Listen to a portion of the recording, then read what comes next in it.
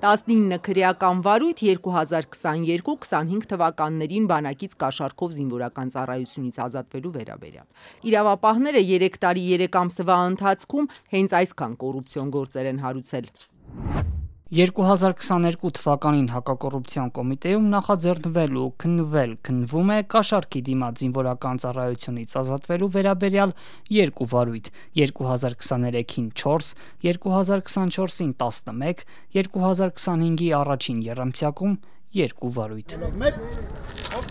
Ազատության հարցմանն ի պատասխան սակայն դատախազությունից չեն բացահայտել մեղադրյալներին, զինվորականներ, բժիշկներ, թե այլ պաշտոնյաներ են գործերում ներգրավված, պատճառաբանելով, որ այս տեղեկության տրամադրումը օրենքով ենթակա է մերժման։ Սրանք չնչին թվեր են, այդ 3-4 տարիների ընթացքում 19 քրեական գործը եւ դեռ չգիտենք դրանք բացահայտվել են թե չեն բացահայտվել։ Բանակից փողով ազատվելու նախագծի հեղինակ քաղաքացիական պայմանագրի падգամավոր Հայկ Սարգսյանը ազատության հետ զրույցում համատարած կոռուպցիայից էր խոսել, իր նախաձեռնության հիմնավորման մեջ գրել, որ վերջին 10 տարիներին զորակոչիկների միայն 30-40%-ն է բանակ գնում։ Ըստ падգամավորի 2010-ին 44,000 երիտասարդ է զորակոչվել, 9 տարի անց այդ թիվը նվազել է մինչև 24,000-ի։ Բանակի խնդիրներով տարիներ շարունակ զբաղվող իրավապաշտպան Ժաննա Ալեքսանյանի կարծիքով իշխանական падգամավորի հնչեցրած եւ իրավապահների նախաձեռնած վարույթների թվերը ամենևին չեն խոսում կոռուպցիայի դեմ արդյունավետ պայքարի մասին։ Մենք միայն տեսնում ենք, որ բանակում ոչինչ չի փոխվում։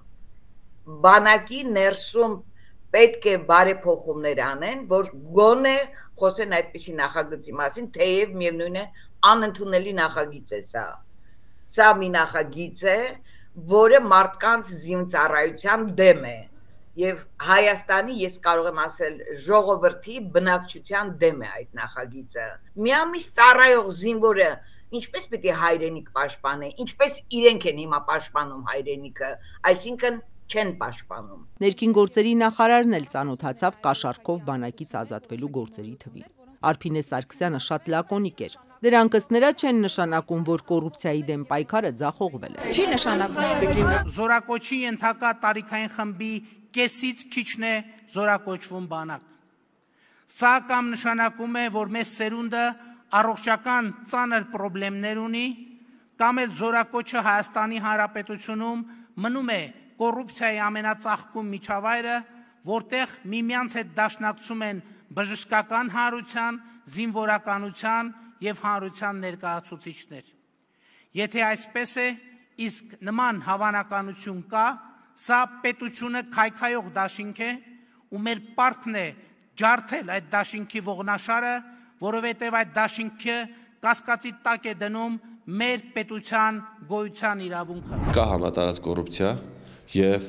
հազարավոր քաղաքացիներ ներգրավված են կոռուպցիոն սխեմաների մեջ եւ սա չի կարելի դնել մի կառույցի պատասխանատվության վրա եւ ասել գիտես ինչ դու պետք է գնաս բացահայտես։ Իշխանությունը 1.5 տարի առաջ էր խոստանում ջարդել բանակում կոռուպցիայի ողնաշարը, այսօր էլ։ Ուղղակի իշխանական Հայկ Սարգսյանը պայքարի իր առաջարկած ճանապարհն է արդյունավետ համարում, ծանոթ լինելով կոռուպցիոն շրջանառվող սխեմաներին եւ բանակից ազատվելու կամ տարկետում ստանալու գներին, ըստ падգամավորի այդ թիվը 10-20 հազար դոլարի սահմաններում է տատանվում, Սարգսյանն առաջարկում է օրենքով սահմանել նվազագույն ժամկետով ծառայելու գումար։ 1 ամսվա համար 24 միլիոն, 4 ամսվա դեպքում 18 միլիոն դրամ։ Մեծ աղմուկ հանած նրա այս օրինագծին կառավարությունը հավանություն է տվել։ Հարուստները այսօր էլ չեն ծառայել, երեկ էլ չեն ծառայել եւ եթե այս փոփոխությունները չկատարենք, առաջիկայում էլ չեն ծառայելու։ Ներքին գործերի նախարարությունը եւս Հայկ Սարգսյանի հեղինակած նախագծի քննարկումներին մասնակցել է։ Նախարար Արփինե Հովհաննիսյանը այն իդեալական լուծում չորակեց, բայց ասաց. Տարիներ շարունակ չի կարելի նույն խնդիրը քննարկել եւ չլուծել։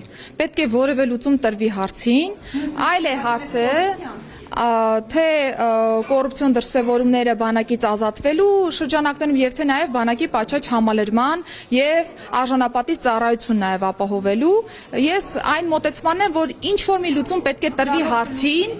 լուծման մասով բնականաբար դեռ ժամանակ կունենա քննարկելու թե նախագծի հեղինակների հետ եւ թե նաեւ կառավարություն ուներ նաեւ որոշակի առարկություններ, որոշակի նոր լուծումներ, որոնք որ պիտի քննարկվեն։ Կրճատ ժամկետով ծառայությունը սահմանել 1 ամսվա դեպքում 24 միլիոն դրամ եւ 4 ամսվա դեպքում 18 18 միլիոն դրամ։ Չնայած հենց պաշտպանության նախարարությունն է բանակում նվազագույն ժամկետով ծառայելու падգամավորի առաջարկած տարիֆներն ավելացրել, զինված ուժերի գլխավոր շտաբի պետ Էդվարդ Ասրյանն հրաժարվեց կոնկրետացել դեմ թե կողմ են։ Հանձնաժողովի կազմով կլինի քննարկում այդ օրինագծի մասով եւ մենք լրացուցիչ քննարկումների արդյունքում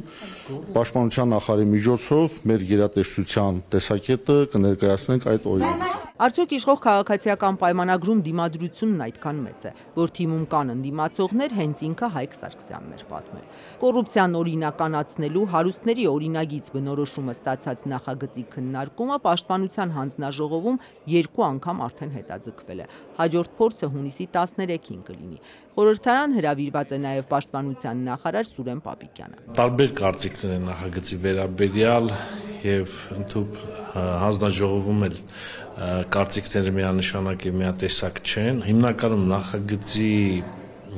վերաբերյալ առարկությունը մի կետի վերաբերյալ է, այն կետը, որը հնարավորություն է տալիս խիստ կարճաժամկետ ծառայել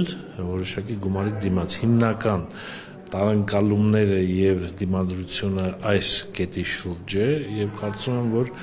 այս կետի շուրջ բավականին խոր քննարկում տեղի կունենա։ Պաշտպանության հանձնաժողովի փոխնախագահ Արմեն Խաչատրյանը չի բացառում, որ նախագիծը հանձնաժողովականները մերժեն։ 11 հոգանոց հանձնաժողովի մեծամասնությունը 7 падգամավորները ՔՓԱ-ականներ են։